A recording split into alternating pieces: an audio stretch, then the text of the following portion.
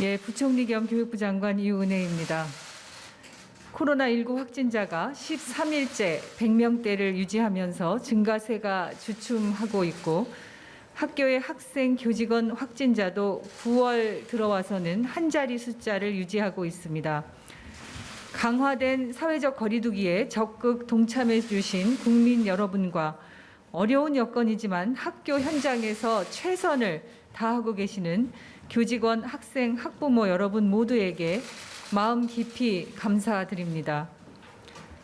그러나 절대로 안심할 수 있는 상황은 아닙니다. 중대본이 이미 발표한 대로 9월 28일부터 10월 11일까지는 추석 특별 방역 기간입니다.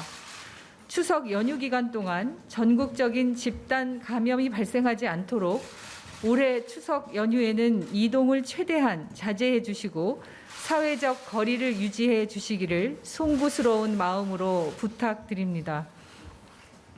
추석 특별 방역 기간까지 조금만 더 철저하게 정부 방역 지침을 준수해 주신다면 우리 학생들이 매일매일 안전하게 등교할 수 있는 시기를 앞당기고 12월 3일 예정된 대학 수학 능력 시험도 차질 없이 준비하는 데 큰 힘이 될 것입니다.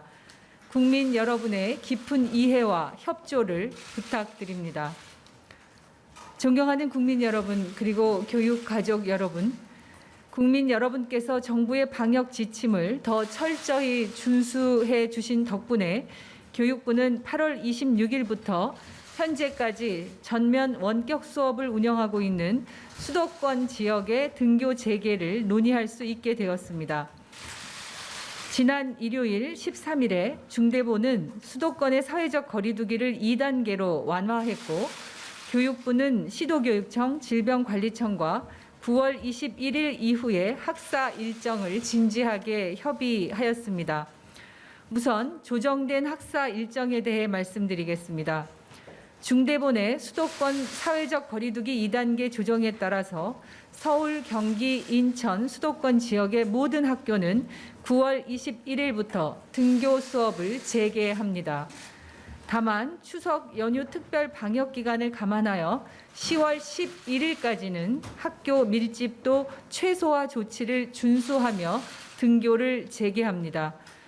9월 21일부터 수도권의 유치원, 초등학교, 중학교는 3분의 1 범위 내에서, 고등학교는 3분의 2 범위 내에서 등교를 다시 시작하고 수도권 이외의 14개 지역도 추석 특별 방역 기간의 특수성을 고려하여 10월 11일까지 학생 밀집도를 더 완화하지 않고 현재와 똑같이 강화된 밀집도 최소화 조치를 적용하기로 했습니다.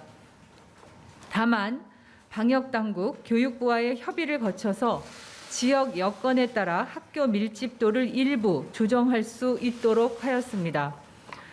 특수학교와 60인 이하의 소규모 학교, 농산어촌 학교는 기존과 같이 교육청에서 학교 여건을 고려하여 자율적으로 등교 여부를 선택할 수 있습니다.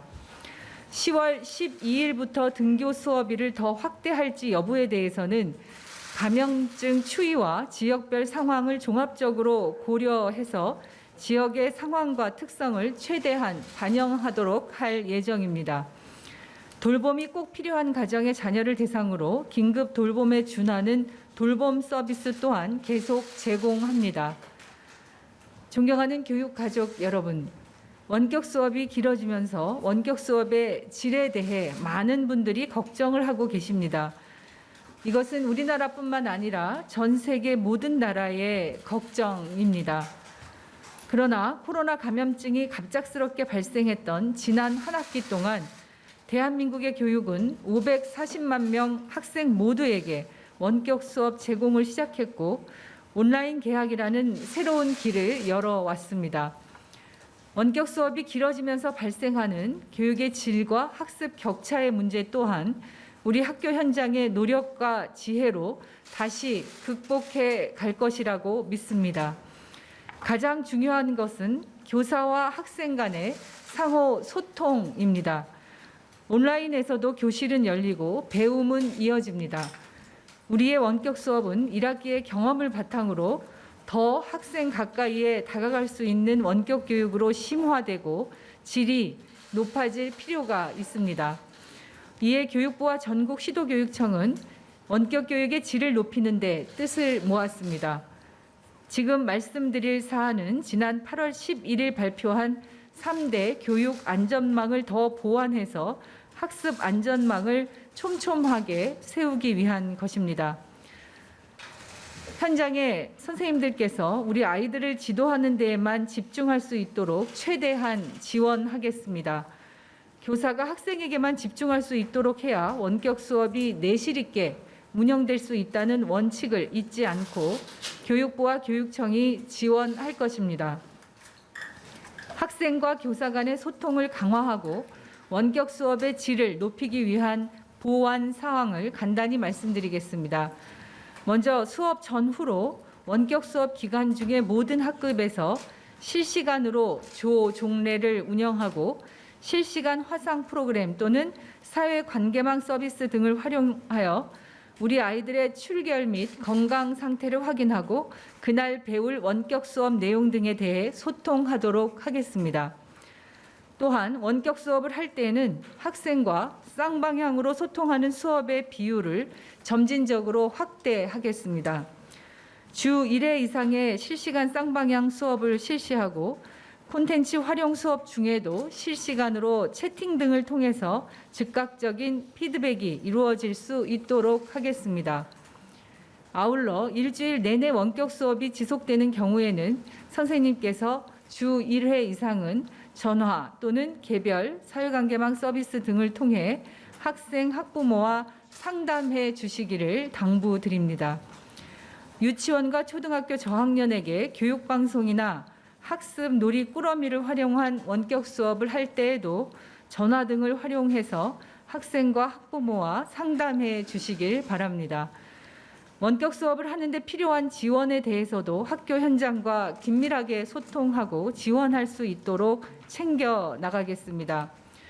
교육부는 원격 수업 질 제고를 위해 11월까지 공공학습관리 시스템에 화상 수업 솔루션을 연계하는 등 단계적으로 그 기능을 고도화하고 모든 교실에 무선 인터넷 환경을 조성하고 교원의 노후 기자재 약 20만 대를 교체하겠습니다. 이와 함께 최근 원격 수업에 대한 학부모님들의 불안과 염려를 해소할 수 있도록 원격 수업을 할 때에 자기주도적인 학습 및 집중도 유지 방법 등 자녀 도움 정보도 제공하도록 하겠습니다. 아울러 교원, 학생, 학부모 대상으로 원격 수업에 대한 설문조사를 실시해서 추가로 개선이 필요한 사항을 보완해 나가겠습니다. 교육 공동체의 의견을 청취할 수 있는 교육부 홈페이지 게시판을 운영하겠습니다. 또한 학습 격차 해소를 위한 정부와 교육청의 노력을 현장에서 체감하실 수 있도록 보다 꼼꼼하게 점검하고 학습 격차 해소를 위해 노력하겠습니다. 기초학력 진단 및 학습 지도를 전담하는 기초학력 집중 지원 담당 교원이 전국 교육청에서 모두 확보될 수 있도록 추진하겠습니다. 학교 현장의 방역 부담을 줄이기 위해 학습 격차 해소를 위한 원격 학습 도우미와 학교 방역 도우미 4만 명을 확보할 수 있도록 추진하고 있다는 점도 말씀드립니다.